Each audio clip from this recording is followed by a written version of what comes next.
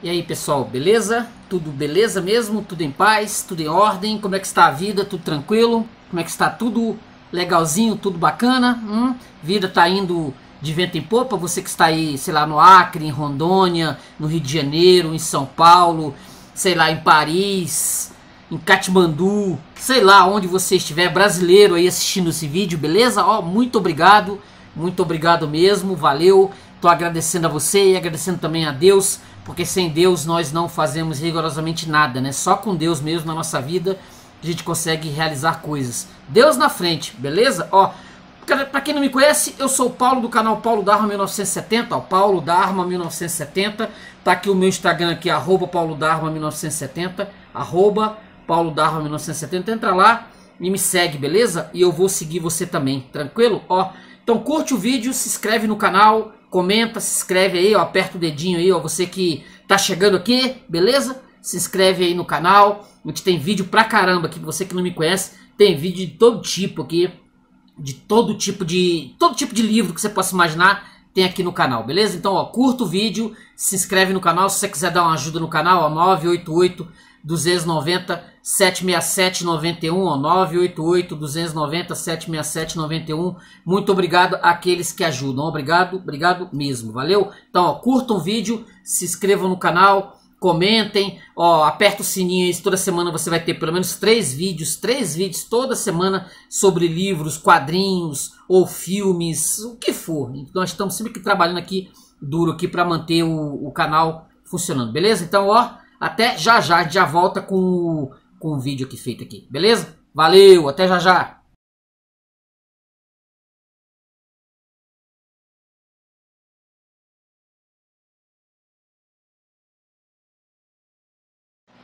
Então, pessoas, beleza? Tudo tranquilo? Ó, hoje eu quero tratar um pouquinho de um livro espetacular que eu achava que eu tinha lido.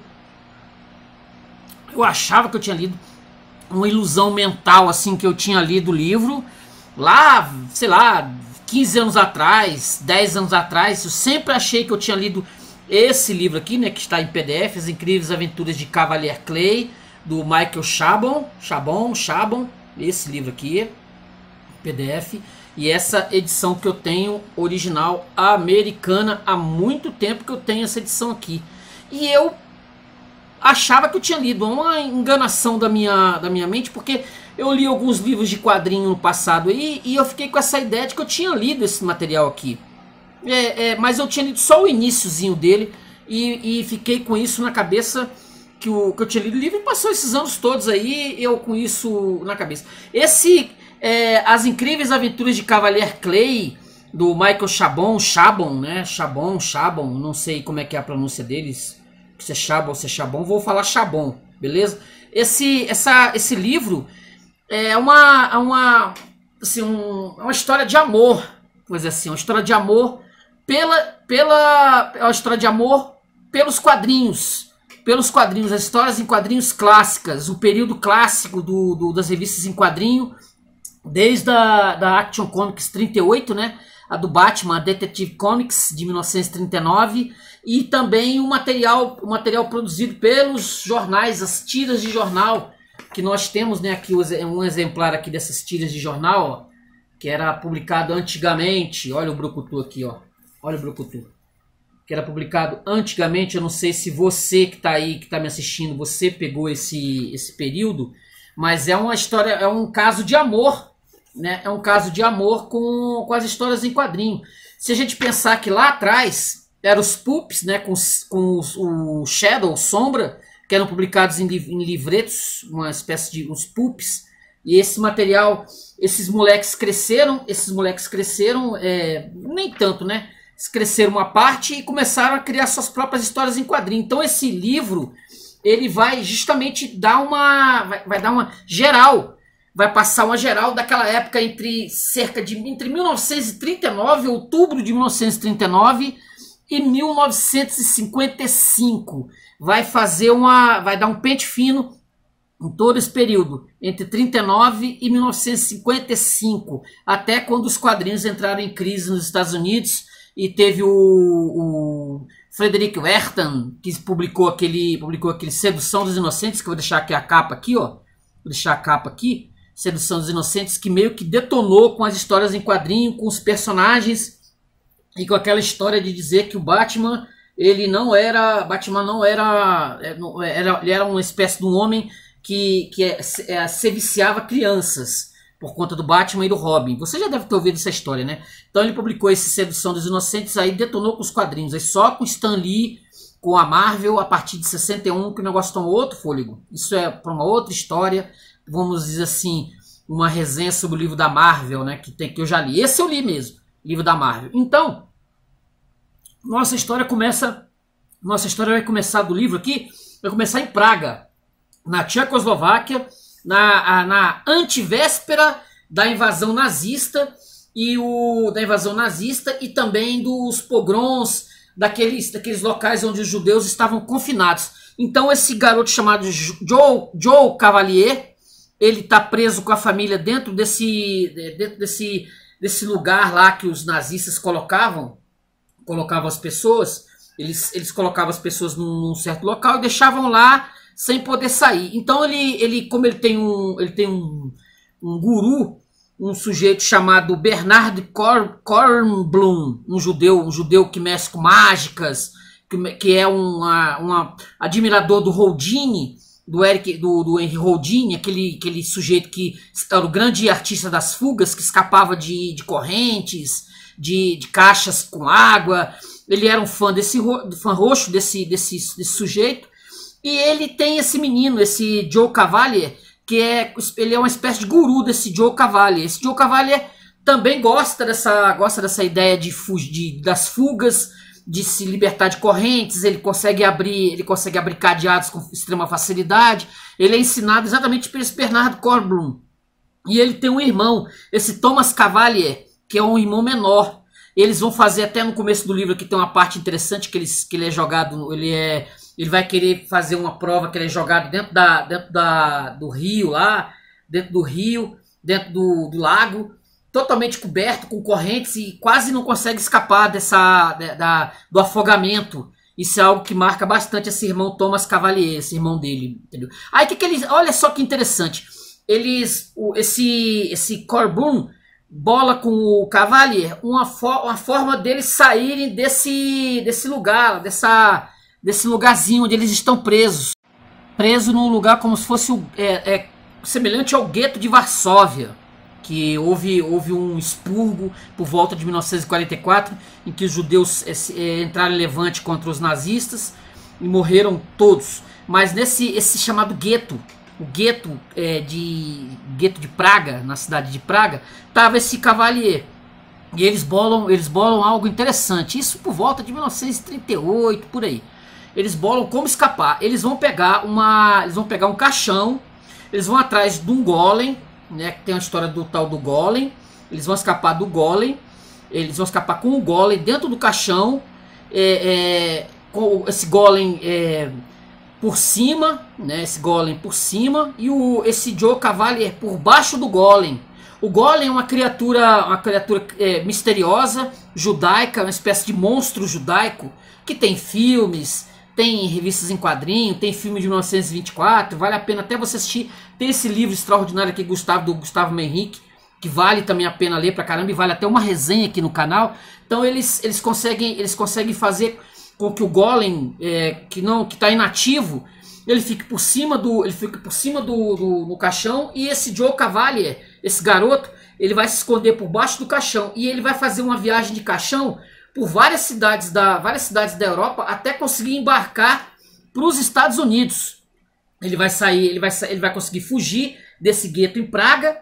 Aí vai para uma cidade, se eu não estou enganado, lá perto da Escandinávia, e lá ele deixa o golem para lá no seu caixão e vai embarcar para os Estados Unidos, onde quase não é possível os judeus conseguirem chegar nos Estados Unidos, porque os Estados Unidos estavam, ainda antes da guerra, antes de 41, os Estados Unidos eles estavam meio que proibindo a entrada de judeus lá. Olha só que bacana, hein?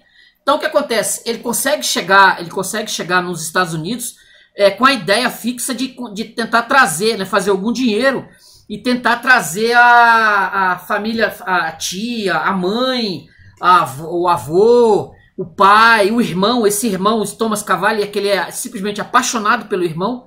Ele é apaixonado pelo irmão, então ele quer que esse pessoal todo venha para os Estados Unidos. Mas ele, obviamente, quando chega nos Estados Unidos, ele tem um puto furado. Mas ele, além de ser um grande artista, um grande, né, mágico, ele mexe com mágica, ele aprendeu tudo com esse Kornblum, ele é um exímio desenhista. Ele é um extraordinário desenhista, perdido lá em Praga, lá na Tchecoslováquia.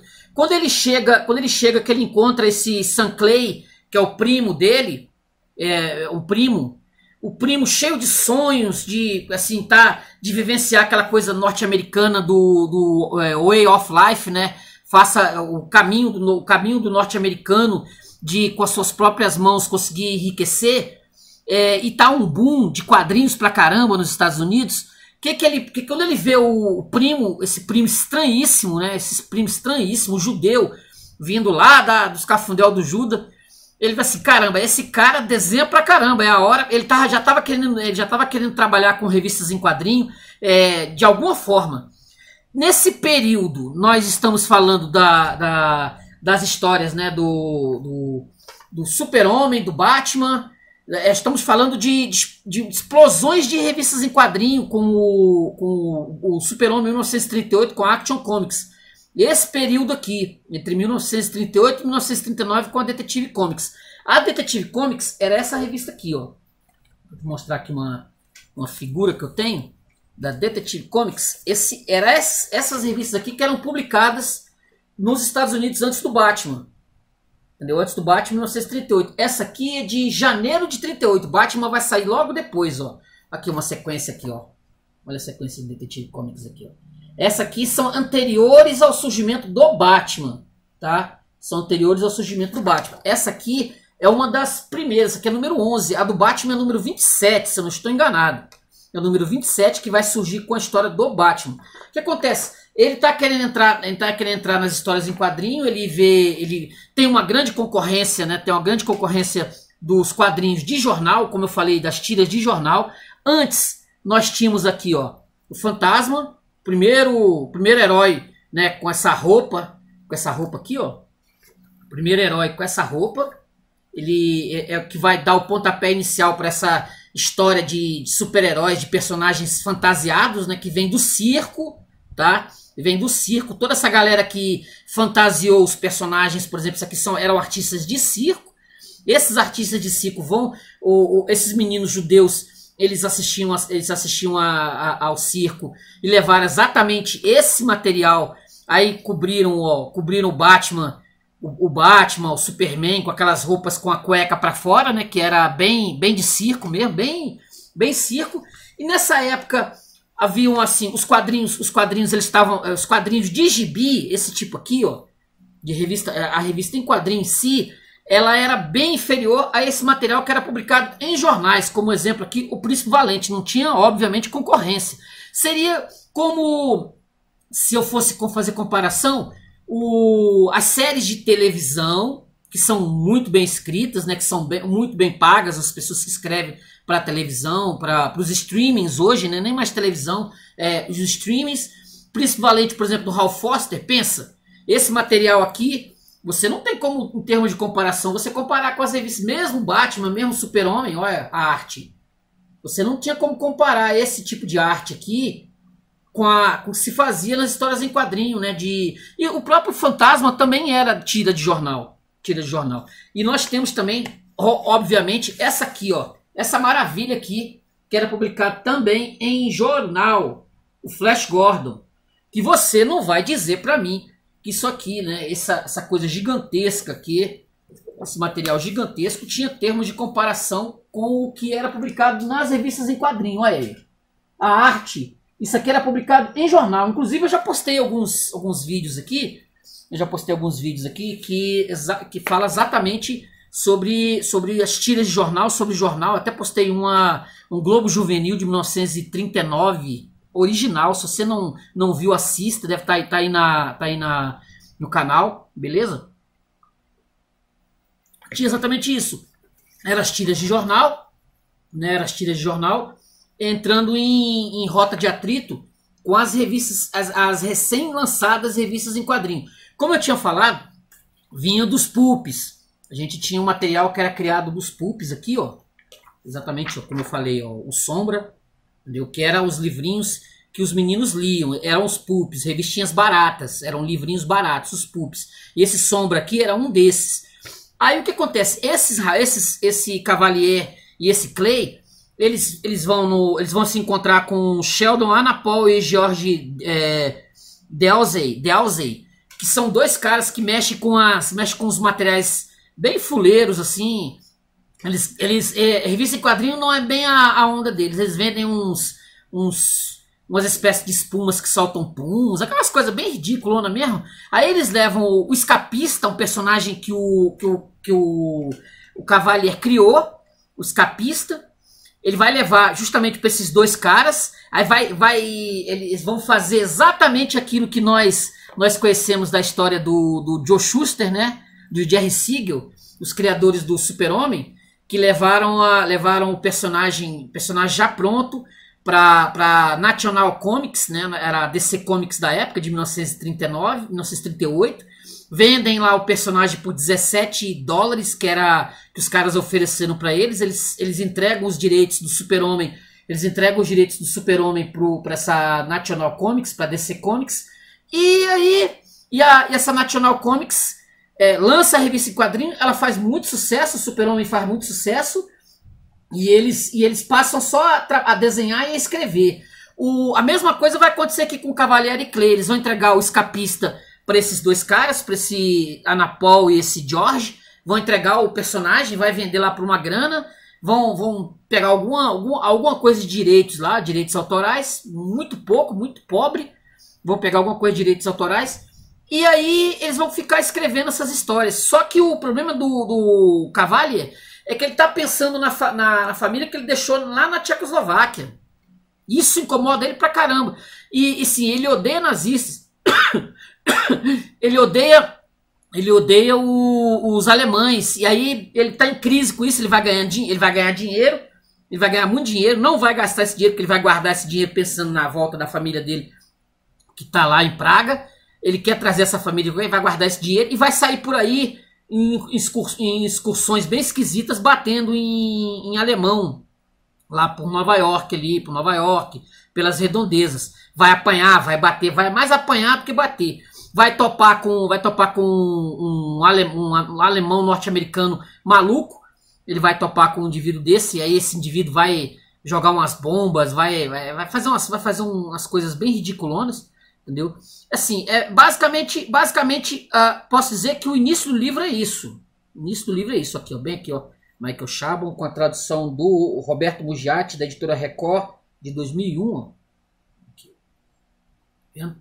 As Aventuras de Cavalier Clay. Olha só. Beleza? Eu vou ler umas passagens aqui. Vou ler umas passagens para dar uma ideia do que é esse livro. Olha só. A gente tinha falado do Golem, né? Aqui, ó. Joseph sentiu uma explosão de pavor na barriga e imediatamente teve a certeza de que não ia importar nada como seu pai e os outros se comportassem, ordeiros ou caóticos, bem inventariados e educados, ou confusos e litigiosos. Os judeus de Praga eram poeira nas botas dos alemães e deviam ser removidos com escovadas indiscriminadas. Estoicismo e um olho para o detalhe de nada lhe valeria. Anos mais tarde, quando lembrava este momento, Joseph seria tentado a pensar que tinha sofrido uma premonição olhando para essas etiquetas gomadas de vidro do horror que viria. Na ocasião era uma questão simples. Os cabelos se arrepiaram na sua nuca com uma descarga picante de íons. Seu coração pulsou no fundo de sua garganta como se alguém tivesse apertado ali com o polegar e sentiu por um instante que estava admirando a caligrafia de alguém que tinha morrido. Deixa eu ver outra passagem aqui. São muitas, eu separei bastante passagens aqui, porque o livro é bem rico. O livro é bem rico. Ó, vestiram o Golem, aqui, ó. Vestiram o Golem. Ó, vestiram o Golem. Vestiram o Golem um terno que pertencera ao gigante Alois Ora. Foi trabalho duro, porque o Golem era relativamente inflexível. Não era tão rígido quanto se poderia imaginar dada a sua natureza e composição. Sua carne fria de barro parecia ceder ligeiramente sob a pressão da ponta dos dedos e uma gama estreita de movimento. Talvez a mais leve memória de atividade era inerente no cotovelo do braço direito, o braço que ele teria usado, como lembra a lenda, para tocar na mezuzá da porta dos seus criadores toda a noite quando voltava de seus labores, trazendo aos lábios seus dedos beijados pela escritura. Os joelhos e os tornozelos do golem, no entanto, estavam mais ou menos petrificados. Além do mais, suas mãos e pés eram mal proporcionados, como costumava ser o caso do trabalho de artistas amadores e grande demais para o seu corpo. O pé enorme ficou entalado nas pernas da roupa e colocar as calças foi particularmente difícil. No fim, Joseph teve de se enfiar para dentro do caixão e segurar o golem ao redor da cintura, elevando o corpo vários centímetros antes que Korblum pudesse passar as voltas das nádegas bastante grandes do golem. Aí eles vão colocar esse golem, como eu falei, eles vão colocar esse golem dentro do caixão e o Joe Cavalier vai sair, ele vai percorrer dentro do caixão, várias localidades da Europa ali, até conseguir chegar no lugar onde ele possa embarcar para os Estados Unidos. Olha só que interessante aqui, ó. Em 1939, ó, Sammy enfiou a mão na sua pasta e puxou um exemplar amarrotado e bem folheado do último número da Action Comics e passou ao primo, que não conhecia de revista em quadrinho, que ele morava em Praga, lá essas coisas não chegavam. Em 1939, as revistas em quadrinho americanas, como Os Castores e as Baratas da Pré-História, eram maiores e a sua maneira desajeitada, mais esplêndidas que seus descendentes modernos, esse tipinho aqui, ó.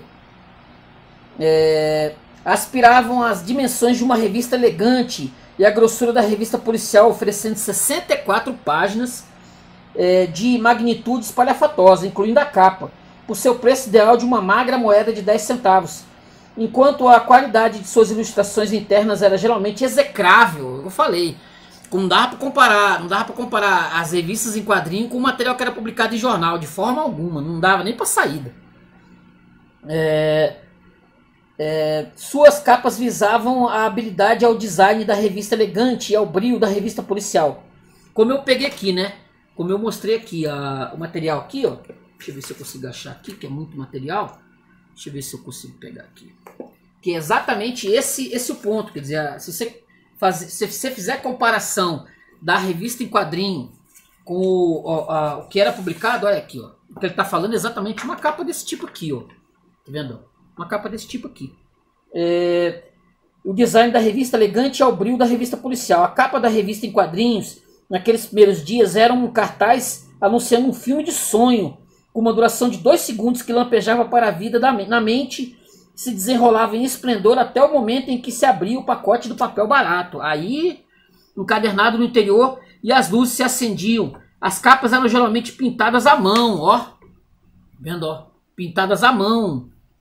Em vez de meramente entintadas ou coloridas por homens com sólidas reputações do ramo. Ilustradores assalariados capazes de produzir acuradas garotas de laboratório em grilhões e lânguidos e detalhados jaguares da selva e corpos masculinos apolíneos corretos, cujos pés pareciam realmente carregar o seu peso, seguro pela mão. Se você pegar esse gibi aqui, provavelmente o que tinha dentro era um desenho bem tosco.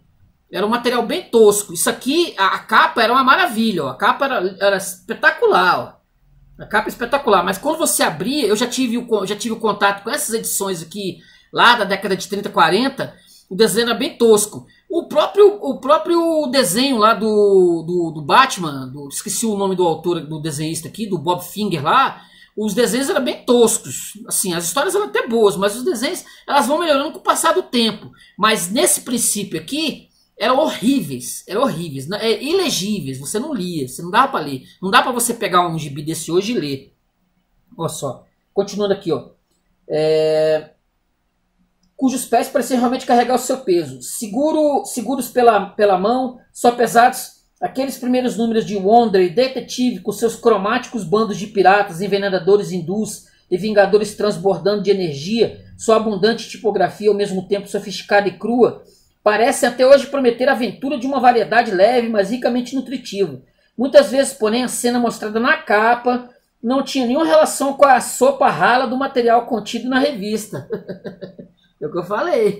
Você abria, não tinha nada disso aqui dentro. Eu já tive algumas edições. A própria Detective Comics 27 mesmo, e outras, eram terríveis. A Action Comics mesmo do Superman, as histórias eram bem sofríveis do Super-Homem de primeiro lá, dos primeiros lá.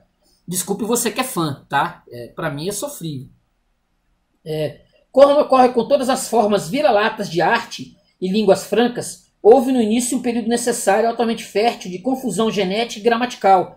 Homens que vinham lendo tiras em quadrinhos, que eu falei, né? As tiras em quadrinhos, ó, do Mandrake, os caras pegavam isso aqui, ó.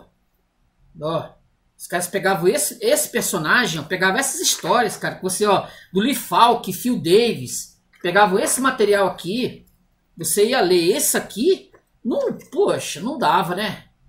Ó, com os desenhos primorosos. Aí você ia ler é pra menino de 5 anos de idade, olha lá. Tá vendo, ó? Os desenhos primorosos do Phil Davis aqui, ó, que será publicado em jornal. Tira de jornal, aos quilos. Você vai pegar aqueles materiais de revista em quadrinho que estavam surgindo aqui, não dava, né? Não tinha termo de comparação. Homens que vinham lendo tiras em quadrinhos dos jornais e revistas policiais a maior parte de suas vidas, muitos deles jovens e inexperientes com lápis, esses meninos, né, que liam esse material de jornal, aí eles começaram vamos pegar e formar nossas próprias materiais, mas nem desenhar direito eles sabiam, eram muito rústicos, né, com o pincel de tinta e com as cruéis restrições de tempo daquela época, lutavam para enxergar além das estritas exigências espaciais da tira de jornal, de um lado, e do mero palavratório superaquecido da revista policial de outro. Desde o começo, houve uma tentativa entre educadores, psicólogos e o grande público de ver a revista em quadrinho como simples rebento espúrio da tira de jornal. Então, no esplendor, no pleno florescimento. Nós, assim, esse pessoal vai se juntar, por exemplo, a uma figura igual o Alan Moore, né, que odeia histórias de super-heróis. Se a gente lembrar, o próprio Gaines, o cara, escritor que publicou a Mad e era editor da SC Comics, ele fez revistas em quadrinho de todo tipo, de terror, de detetive, policial, mas o super-herói, ele deixou exatamente para a revista Mad, na revista Mad, para esculhambar com a ideia do super-herói. Entendeu? Esse era o ponto. Quer dizer, a figura do super-herói era uma figura execrável. Assim como Alan Moore também acha a figura do super-herói execrável. Batman, Super-Homem, Homem-Aranha, ele acha tudo isso. E todas as histórias do Alan Moore, que eu tô falando, não sei se você conhece, pesquisa aí o Alan Moore, ele nunca gostou de super-heróis. Então as histórias dele giram em torno da destruição dessas figuras. Ele não gosta, entendeu? E assim, como é que é? Desde o começo houve uma tendência entre educadores, psicólogos e o grande público de ver a revista em quadrinho como um simples rebento espúrio da tira de jornal, então no pleno florescimento de sua glória, que decairia depois, muito depois. Lida por presidentes e carregadores de trens, o orgulhoso primo americano em sua vitalidade e graça, indígenas do beisebol e do jazz, algo do opróbrio e da sensação de constrangimento que ficariam para sempre vinculados à forma da revista em quadrinhos, se deveu à maneira como ela sofreu no início, inevitavelmente mesmo no que tinha de melhor em comparação com o esplendor maneiroso do Burne Hogarth, Alex Raymond e Hal Foster. Entre outros reis da arte das páginas de quadrinho, com humor finamente sintonizado e ironia adulta de Ferdinando, Crazy Cat, Zé Mulambo, com a narração regular e métrica de Gold e Gray e de Gasoline L, ou com a estonteante e nunca superada interação da narrativa verbal e visual no trabalho de Milton Caniff, do Terry e os Piratas, ó. Terry e os Piratas, que eu vou colocar aqui a foto dele aqui, ó. Bem aqui, ó. Terry e os Piratas. Então, esse pessoal, vou pegar aqui até o Gold aqui, para vocês terem uma ideia, que é do Dick Tracy. Aqui, ó, você que não conhece, esse personagem aqui, ó. Dick Tracy, ó. Esse personagem aqui, ó. Dick Tracy. Tá vendo? É esse material que era publicado em jornal até meados dos anos 80. Todos esses personagens eles eram publicados em jornais. O Príncipe Valente é um dos que continua sendo... Tá na tira 2400 e ela vai pedrada, que é publicada até hoje, mas em várias tiras, várias publicações nos jornais dos Estados Unidos. O Príncipe Valente é uma das poucas obras que continuam ainda tendo seu valor até hoje, sendo publicado por grandes desenhistas. Ainda hoje, em 2022, 2023, ainda continua sendo publicado até hoje. Entendeu? O Flash Gordon continua sendo publicado, mas seus desenhos são bem sofríveis, tá? Para quem não conhece. No início e até muito recentemente, em 39, as revistas em quadrinho nada mais foram, de fato, do que reedições em coletâneas das tiras mais populares, arrancadas do seu lar nos jornais e exprimidas, não ser violência ou tesouradas entre um par de capas baratas em papel brilhante. O ritmo das tiras, com um comprimento de 3 a 4 quadros, o suspense no final de sexta-feira e as recapitulações das segundas-feiras se viam prejudicadas nos territórios mais espaçosos do phone book. E o que era imponente, emocionante ou hilariante, quando dosado em colheradas numa base diária, parecia andar aos solavancos, repetitivo, estático e desnecessariamente esticado nas páginas de, digamos, Morifan de 37, que eles pegavam as tiras e jogavam pegavam essas tiras de jornal, né, os quadrinhos, e jogavam para as páginas das revistas em quadrinho republicadas. Aí era complicado isso. Morifan de 37, a primeira revista em quadrinhos que Sammy Clayman comprou, em parte por essa razão, mas também para evitar o pagamento dos direitos de reprodução, as agências estabelecidas, os primeiros editores de revistas em quadrinhos começaram a experimentar conteúdo original, contratando artistas ou grupos de artistas para criar seus próprios personagens e tiras. Esses artistas, se experientes, não eram geralmente bem-sucedidos ou talentosos. Se tinham talento, faltava-lhe experiência. Aqueles na última categoria eram imigrantes, filhos de imigrantes ou jovens caipiras que acabavam de descer do ônibus. Tinham sonhos, mas considerando seus sobrenomes e sua falta de ligações, nenhuma chance verdadeira de vencer no altivo mundo das capas do Saturday Evening Post ou dos anúncios das lâmpadas Mazda. Muitos deles, é bom dizer, não eram sequer capazes de fazer um desenho realista do apêndice corporal reconhecidamente complicado com o qual esperavam ganhar a vida. O que acontece? O Joe Cavalier, ele cria o Escapista, e a primeira revista que eles criam junto com o Sam Clay, tem a capa do Escapista dando um soco na cara do Adolf Hitler, né? Tem um soco na cara do Adolf Hitler. Já o Anna Paul e o George Denzey, eles simplesmente se recusam eles não querem confusão. Isso é antes de 41, antes dos Estados Unidos entrar na guerra. Eles se recusam é o seguinte, a gente pode fazer um acordo aqui, vocês vão tirar essa capa, vocês vão parar de... Porque o Escapista era um personagem que estava rodando a Europa inteira, batendo em alemão, era um negócio, uma carnificina. O Escapista era um personagem que ele estava batendo em Hitler, estava criando confusão. Então os caras viram para ele e falaram o seguinte, vocês vão ter que dosar isso aí e traz o Escapista para os Estados Unidos, que ele vai lutar contra os bandidos, aqui, etc. Eles entram lá num acordo. Coincidentemente, essa capa do Hitler, né, que eu acho que é uma brincadeira do autor, né, que eu acho bem interessante, quando o Capitão América é lançado nos Estados Unidos, o Capitão América, a primeira edição do Capitão América é lançada nos Estados Unidos, essa aqui é a primeira edição de 1940, se eu não estou enganado, antes dos Estados Unidos entrar na guerra, a capa é exatamente o Capitão América dando um supapo no Hitler, vendo? Dando um supapão no Hitler, em 1940, isso aqui, aqui, ó. A capa da primeira edição do Capitão América. O personagem fez sucesso, criado pelo Joe Simon e o Jack Kirby.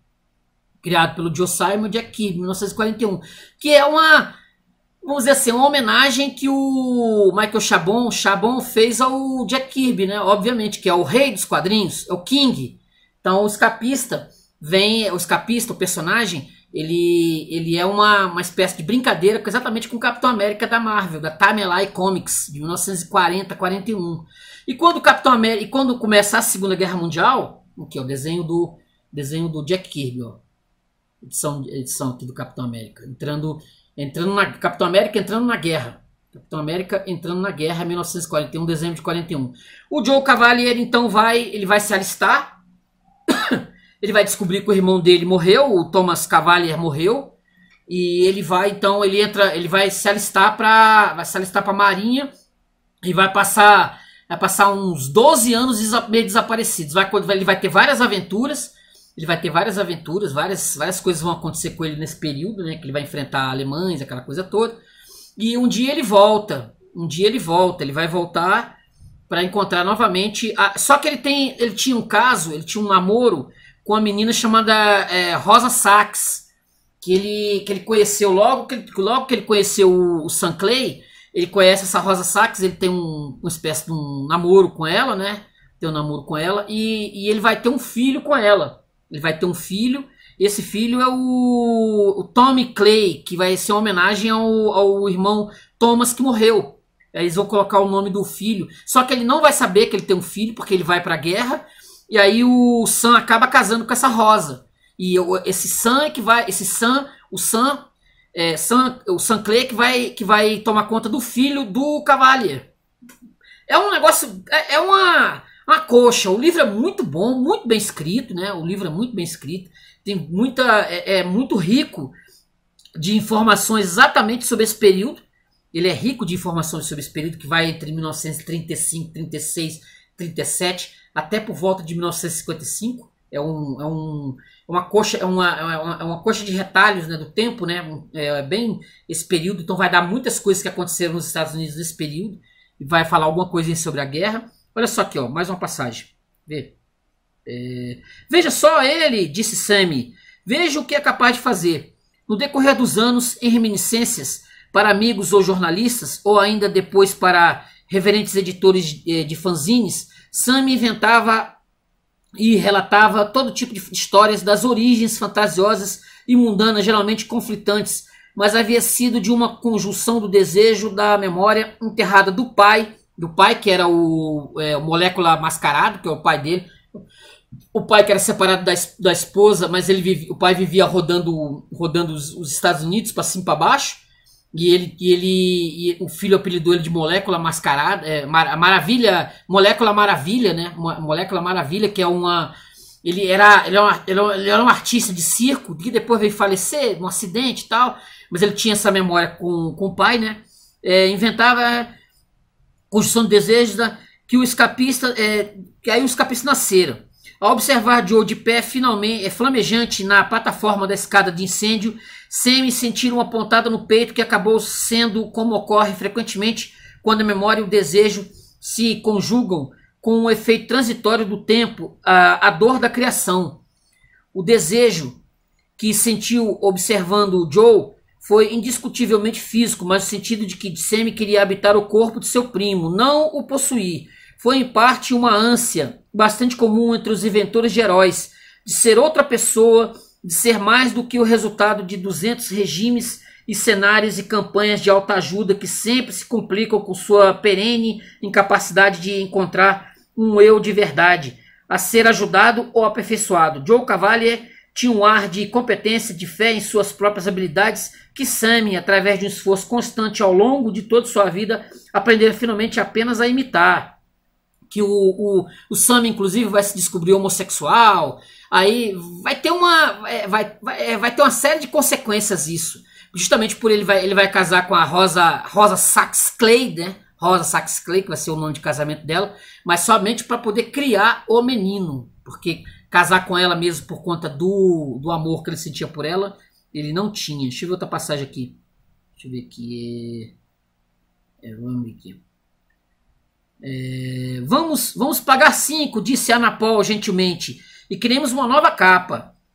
Querem, disse Sammy, entendi. Essa coisa de Hitler, de esmurrar Hitler, Sammy, nos deixa nervosos. O quê? O que é isso? A atenção de Joe tinha se dispersado um pouco durante as discussões financeiras. ou vira $150, $6 a página, 20 por capa. Aqueles números soavam muito bem para ele. Mas agora pensou que tinha acabado de ouvir Sheldon Anapol declarar que não ia usar a capa e que Hitler tinha a mandíbula quebrada. Nada do que Joe pintara o satisfizera tanto. A composição era natural, simples e moderna. As duas, que é a capa do livro, tá? É a capa do livro. Só pra gente... A capa do livro é a capa dele dando soco. Essa, não é essa aqui, tá? Não é essa aqui. Nada do que Joe pintara... Isso aqui é Jack Kirby. Satisfizera tanto. A composição era natural, simples e moderna. As duas figuras, o tablado circular, o emblema azul e branco no céu... As figuras tinham peso e massa, o encurtamento do corpo de Hitler em voo era ousado e um pouco exagerado, mas mesmo assim, de uma maneira convincente, o desenho das roupas estava correto, o uniforme do escapista parecia um uniforme como malha de jersey, amontoado em alguns pontos mais justa e não meramente carne colorida de azul. Acima de tudo, o prazer que Joe extraía de ministrar aquela surra brutal era intenso e durável e estranhamente redentor. Quer dizer, ele fez isso, como o Jack Kirby provavelmente deve ter feito também, com algo de descarrego, né? Algo de descarrego. Vou dar um soco, vou fazer um desenho do meu personagem dando uma porrada naquele filho de uma égua. Aqui, ó. Não vamos mudar a capa, chefe, falou Sammy, então juntando todas as suas forças de coragem dissimulada e falsa bravata, pegou uma das pastas e começou a enchê-las com as folhas de ilustração. Não se permitiu pensar sobre o que estava fazendo. O escapista combate o mal. Atou a pasta e passou para Joe, ainda sem olhar para a cara do primo. Apanhou outra pasta. Hitler é o mal. Hitler é o mal. Deixa eu ver outra passagem aqui. Tem aqui... Tem o Stan Lee, faz para variar, né? O Stan Lee faz uma ponta aqui.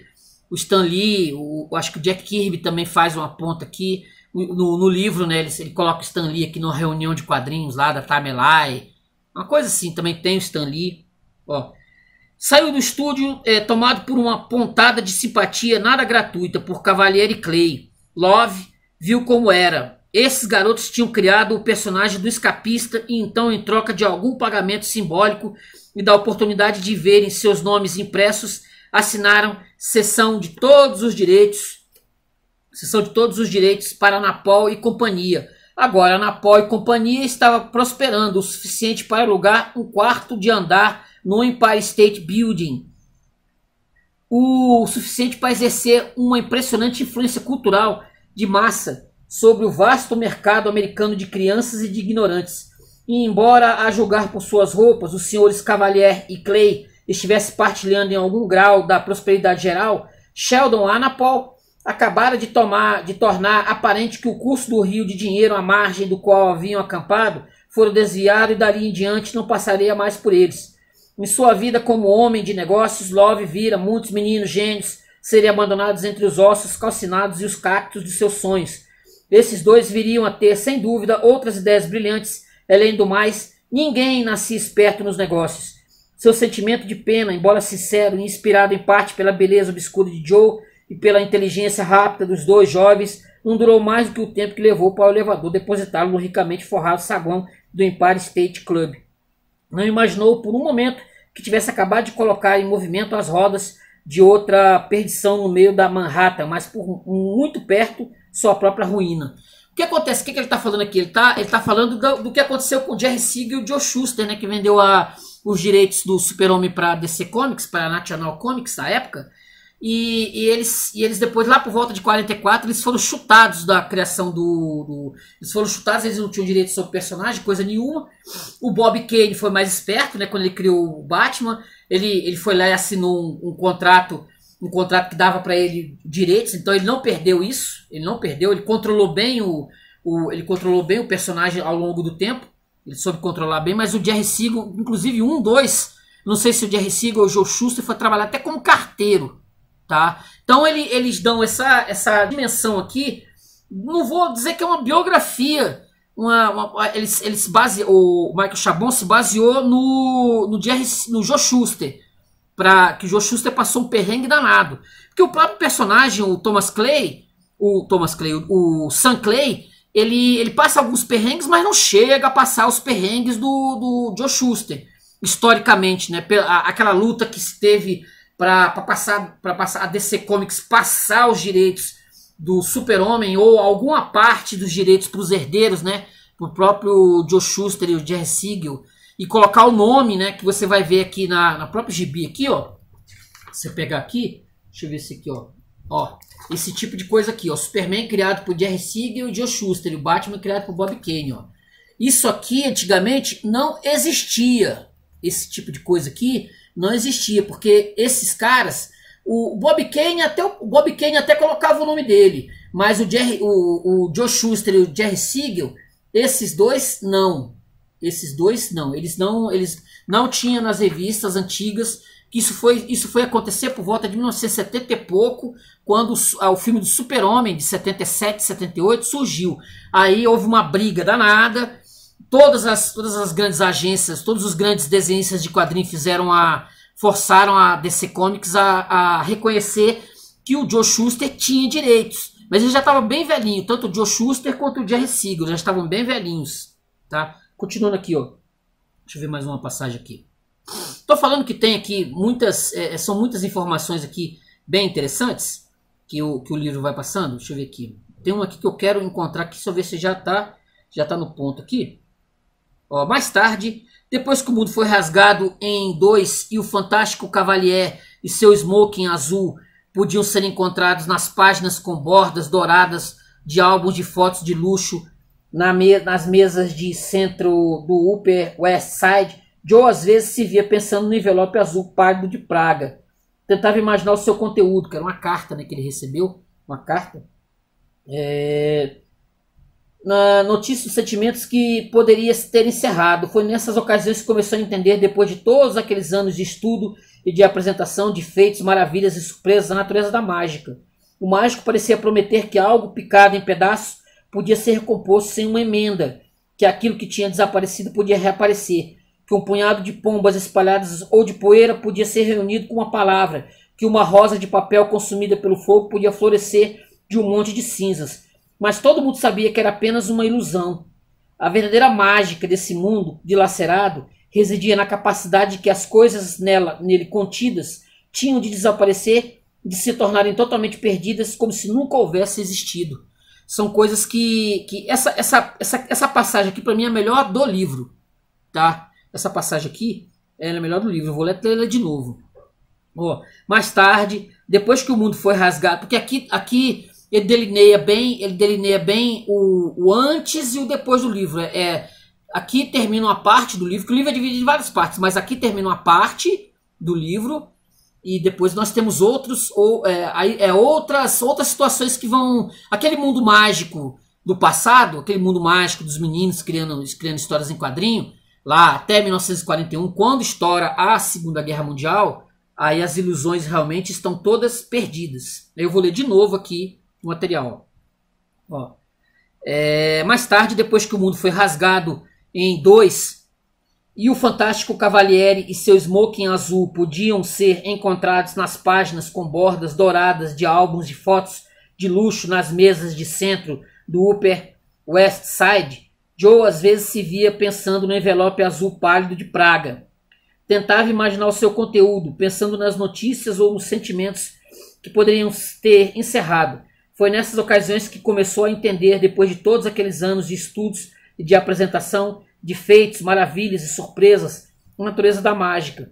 O mágico parecia prometer que algo picado em pedaços podia ser recomposto sem uma emenda, que aquilo que tinha desaparecido podia reaparecer, que um punhado de pombas espalhadas ou de poeira podia ser reunido com uma palavra, que uma rosa de papel consumida pelo fogo podia florescer de um monte de cinzas.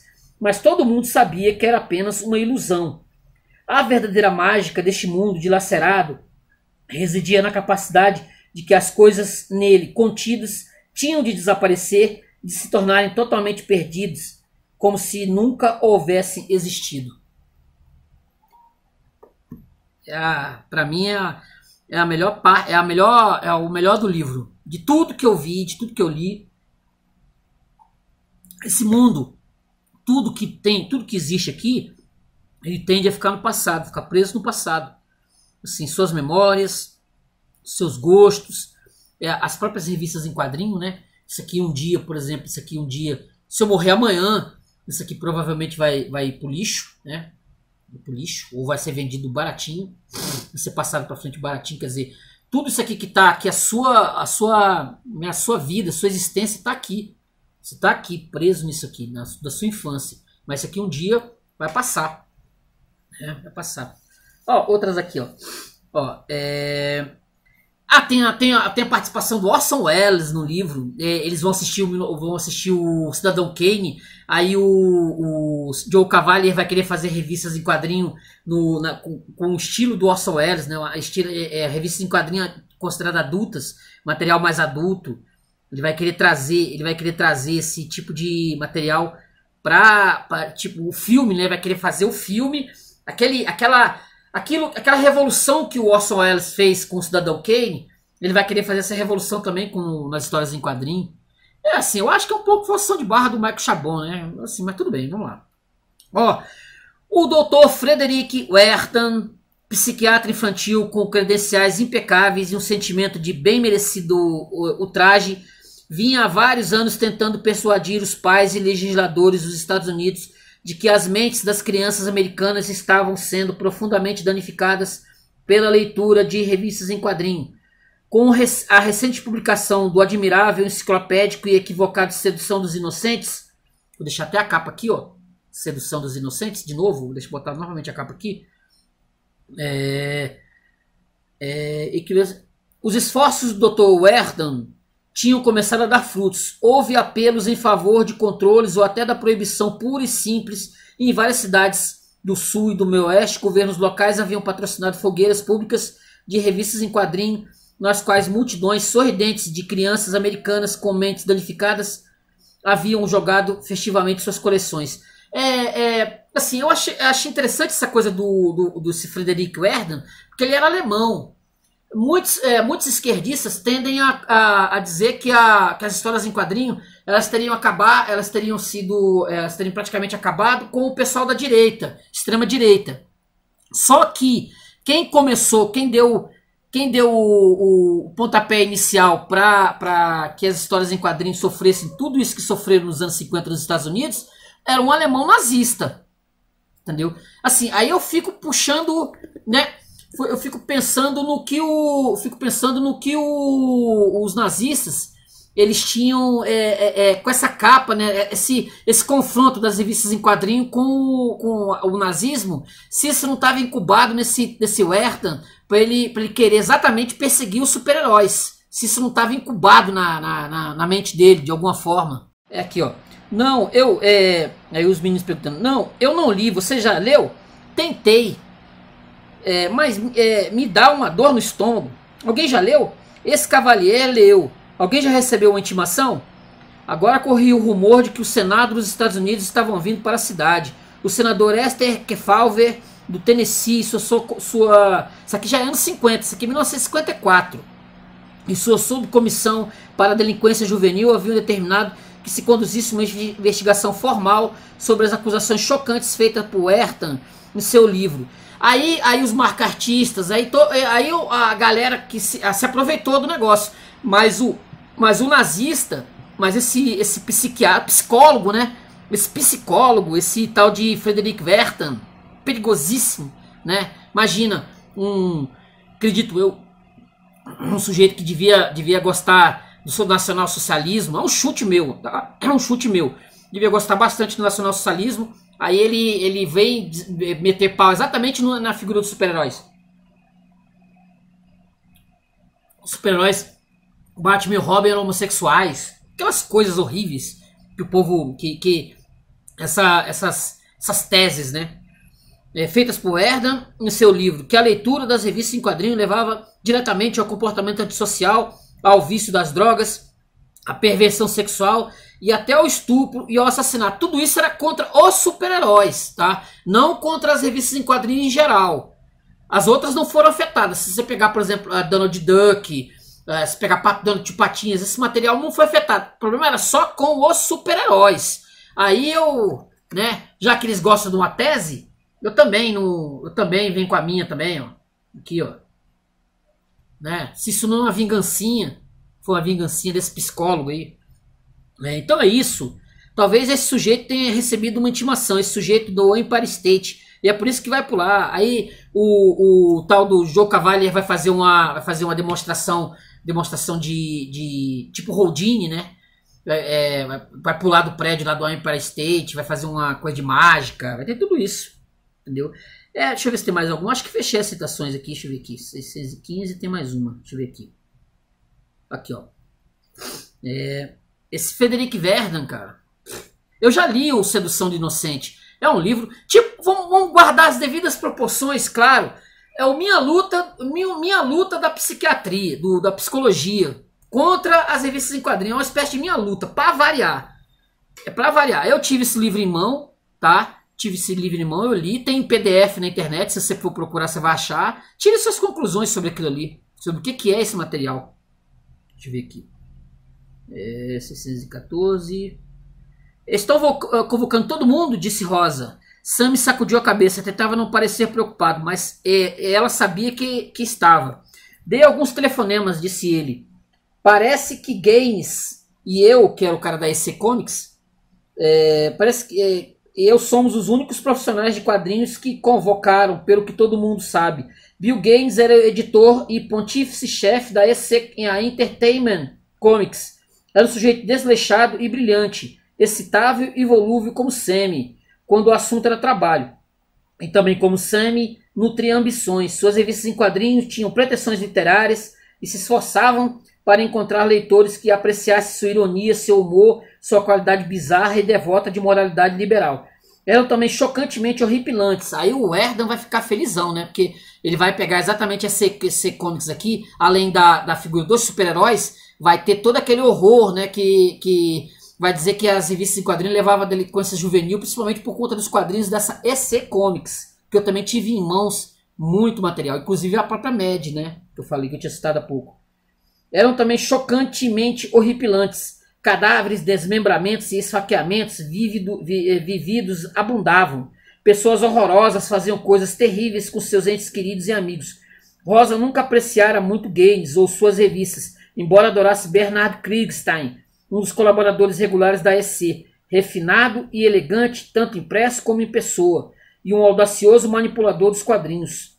Algumas das suas histórias são muito violentas, Sammy, disse ela, estão muito próximas do limite. Não devem ser as punhaladas ou as vivissecções, pelo menos não apenas isso. Existe quase todo um capítulo sobre mim em Sedução do Inocente. Existe parte de um capítulo, várias páginas, vai falar que tem, né, que vai estar aqui, né, que vai estar aqui no livro. Então, gente, é esse material. Nós temos aqui, né, as aventuras do Cavalier Clay. É um livro interessante. Nós pegamos aqui muita coisa de quadrinho, né, para fazer as comparações. Tem material pra caramba. Se você gosta do livro, você vai se sentir lá nos anos 40. Tem a literatura também do Golem também. O Cavalier Clay e o Cavalier Clay, as aventuras do Cavalier Clay, do Michael Chabon. É um livro interessante, vale a pena ler. Tem aí em português, tem edição em português, eu adquiri a minha em PDF, vale a pena pra caramba, beleza? Então, ó, curtam o vídeo, se inscrevam no canal, comentem. Se você leu esse livro aqui do Cavalier Clay, fala aí pra mim, dá um toque, diga pra mim o que você achou. Beleza, gente? Cavalier Clay, Michael Chabon, valeu? Até a próxima. Tchau, tchau.